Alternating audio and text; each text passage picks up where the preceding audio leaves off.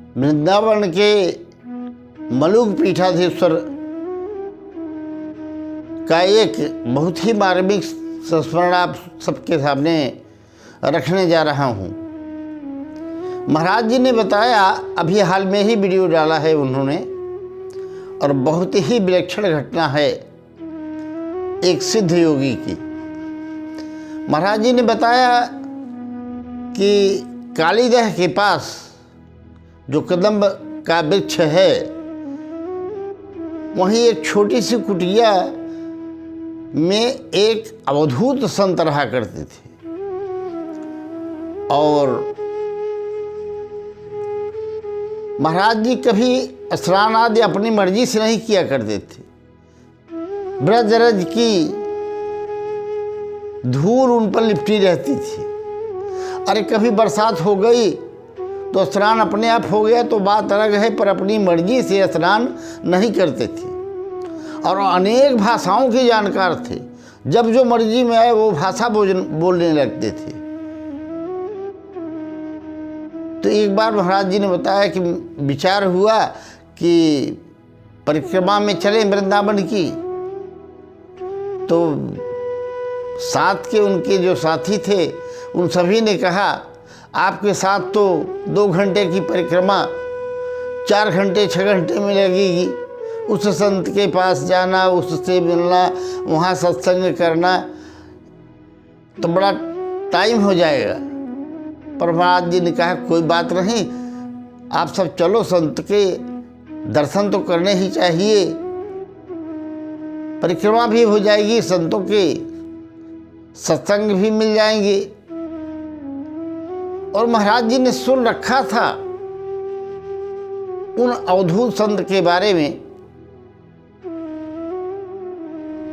तो उनकी इच्छा थी। और जब निकले तो परिक्रमा करते करते करते करते 10 बज गए थे रात। सारे संत जब बता रहे थे कि कहा, तो सबने मना कर दिया कि नहीं नहीं, बहुत टाइम हो गया है, वहाँ नहीं जाना है, बाद में चलेंगे। पर महाराज जी भी चाहते थे कि नहीं, उनका दर्शन तो कम से कम एक बार करें।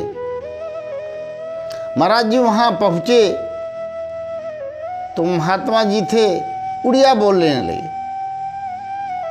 अब समझ में न आवे, उनकी मर्जी थी, अपनी मर्जी से बोलते थे। महाराज जी ने देखा कि उनकी कुटिया में कोई साधु संत का फोटो है तो उसको ला करके रख देते थे। कोई ग्रंथ का पन्ना फटा हुआ बाहर मिल जाता था, उसको ले आकर के वहाँ रख देते थे। कोई चित्र मिल जाता था भगवान का, उसको उठा करके ले आकर के रख देते थे कुटिया में। बड़े विचित्र संत थे, विलक्षण थे। और काफी देर बैठे रहे तो महाराज जी ने बताया, मैंने कहा कि महाराज कुछ हिंदी में बोलिए ताकि मेरे समझ में आ सके।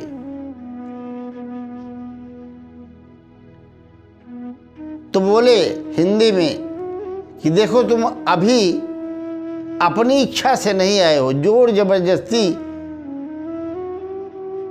आए हो, और वो भी तुम्हारे साथ जो लोग हैं उनकी इच्छा नहीं है। बताइए, सबके मन की बात जानने वाले ऐसे महायोगी कि क्या बात कहें। इसलिए जाओ, जब कभी इस इरादे से आओगे कि केवल महाराज जी का दर्शन करना है, तब बताएंगे। महाराज जी ने प्रणाम किया, प्रणाम करके वापस चले आए। और एक दिन निश्चय किया कि आज महाराज जी से सत्संग करने ही जाना है। तो महाराज जी गए उनके पास और प्रणाम दंडवत के बाद बैठे। तो उन्होंने कहा कि तुम बाहर क्यों जाया करता है? बोले, महाराज कथा वार्ता के लिए लोग बुलाते हैं, बाहर भी भगवान के विग्रह हैं, जाना पड़ता है। उन्होंने कहा, नहीं नहीं, वृंदावन में जब रहते हो तो बाहर जाने की क्या जरूरत है, क्यों जाते हो? अब वो इसी बात पर अड़ गए, क्यों जाते हो? तो सहयोगी उनके साथ में संत थे, उन्होंने बताया कि महाराज बड़ा काम है और विस्तार बहुत है पीठ का, तो उसके लिए और कार्य भी इतना है, खर्चा भी इतना है, कथा वार्ता न करें न जाएं तो काम नहीं चलेगा।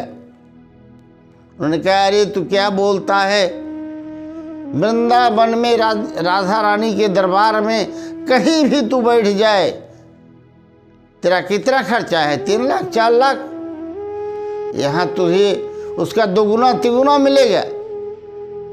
कहाँ जाता है तू? अच्छा चल ठीक है, जाना पड़ता है तो जाओ।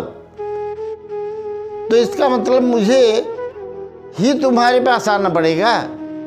एक संत को बुलाया, इनका पता नोट करो तो।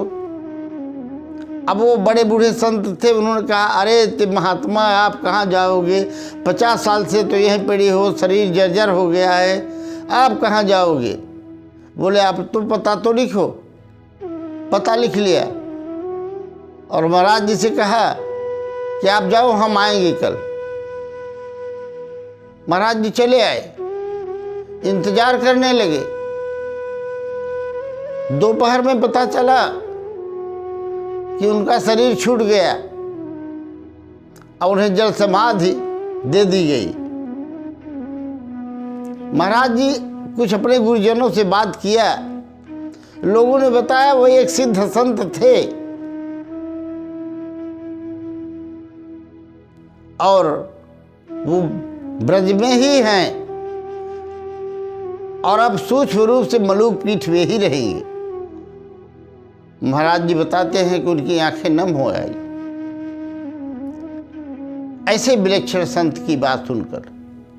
और महाराज जी ने ये भी बताया कि जब हम वार्तालाप करने गए थे तो ऐसी ऐसी बातें उन्होंने बताया जो मंच से बताने योग्य नहीं। उन्होंने बताया इसी कदम्ब के वृक्ष के नीचे कालीदह में, जो है कालीदह के पास वृक्ष, यहीं राधा रानी और गोविंद प्रतिदिन आते हैं। मैं इन्हीं आंखों से उन्हें देखता हूं, तू क्या जाने। और भी कितने वृंदावन के रहस्य पूर्ण बातें उन्होंने बताया था। तो भैया वृंदावन के संत इतना चमत्कारी होते हैं और चमत्कार वो करना नहीं चाहते, हो जाता है। क्योंकि जो गोविंद और राधा रानी के आश्रित रहता है उसका योगक्षेम वो स्वयं करते हैं। वो कोई चमत्कार और ज्ञान की बात करें ना करें, पर उनमें खुद भगवान प्रविष्ट होकर के सब कुछ कर करा देते हैं।